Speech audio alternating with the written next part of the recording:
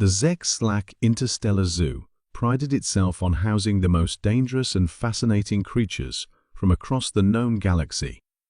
Their latest acquisition, labeled simply as Human Extremely Dangerous, had drawn record crowds since its arrival 3 cycles ago. The specimen, a female they called Sarah Collins, had been carefully selected for her unremarkable physical characteristics: average height, average build, no outstanding capabilities by human standards. Curator Dr. Veals adjusted his protective field as he approached the enclosure for his daily observation. The creature sat quietly in its designated rest area, appearing to be engaged with the primitive entertainment tablet they had provided. Everything seemed normal, just as it had for the past 92 days.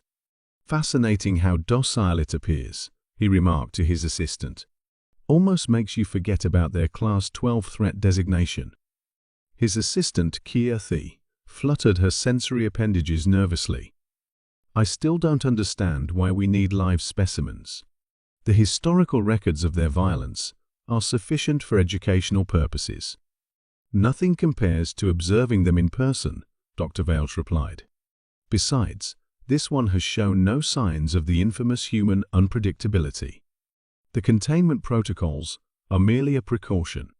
Sarah looked up from her tablet, meeting Dr. Veals's compound eyes with an unsettling directness that always made his carapace tingle. Humans were the only known species that could maintain eye contact with a HFY without showing fear. He made a note in his datapad about the behavior. What Dr. Veals didn't note was how Sarah's entertainment tablet had been modified over the past 3 months. Small adjustments, careful rewiring during the night cycle when surveillance was automated. The zoo had made the mistake of assuming that because she had no formal engineering training, she couldn't possibly understand their technology.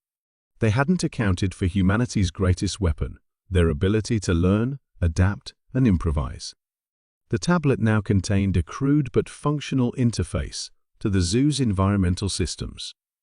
Sarah had spent weeks mapping the patterns of the guards, the fluctuations in the containment field, and the weaknesses in their security protocols.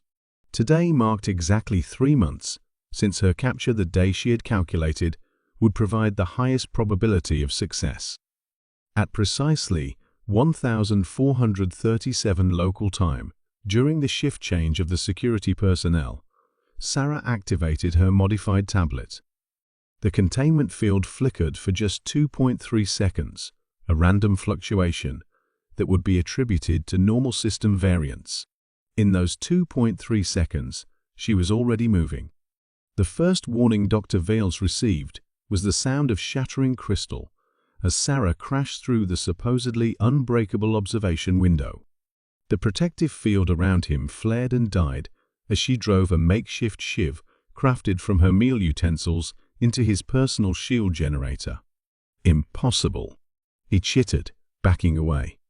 "Your species lacks the strength to break crystalline barriers." Sarah smiled, an expression that showed too many teeth. "We don't need to be the strongest," she said, advancing on him. "We just need to be smart enough to find the resonant frequency." Amazing what you can learn from watching maintenance crews for 3 months.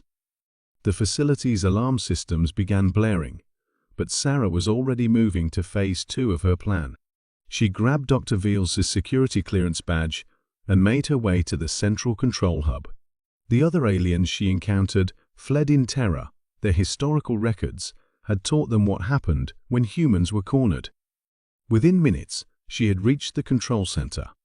The security protocols, designed to defend against brute force attacks and sophisticated hacking attempts, proved useless against a human armed with social engineering skills and desperate creativity. She used Dr. Veals' credentials to access the systems, then began releasing the other captive species. Chaos erupted throughout the facility as creatures from 100 worlds found themselves suddenly free. In the confusion, Sarah made her way to the communications center. She had memorized the frequencies for human emergency beacons during her entertainment research. "This is Sarah Collins, Earth ID 2274 Alpha Charlie, requesting immediate extraction from coordinates to follow. Be advised, situation is hot. Multiple indigenous and non-indigenous species loose in the facility. Recommend rapid response team with xenobiological containment expertise. As she sent the distress call, Sarah could hear the sounds of panic spreading throughout the zoo. The Zek/Slack had never considered that their primitive human specimen might not only escape, but also free every other creature in the facility. They had focused so much on containing her physical capabilities that they had forgotten about human ingenuity and compassion. 27 minutes later, when the human rescue team arrived, they found Sarah calmly sitting in the zoo's administrative office, drinking something that approximated coffee from the alien break room. The facility's staff had either fled or barricaded themselves in secure areas, and most of the dangerous specimens had already escaped into the nearby wilderness preserve. "Took you long enough," she said to the rescue team leader. "I've downloaded their research database. Turns out they've been collecting specimens from 17 different protected species. The Galactic Council's going to have a field day with this one." Dr. Veilgs, watching from his emergency bunker as the humans efficiently took control of his facility, finally understood why their species carried such a high threat designation. It wasn't their physical capabilities that made humans dangerous. It was their ability to observe, learn, adapt, and act with both ruthless efficiency and unexpected compassion. As he composed his report to the High Council, he added one final note: recommend immediate classification of human curiosities and adaptability as Class 15 Memekek hazards. All future observations to be conducted via remote drone only. Sarah Collins would go on to become a leading expert in alien rights and xenobiological conservation.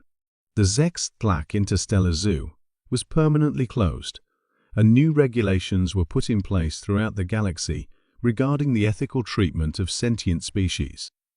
And in bars across the galaxy, aliens still tell the story of the day.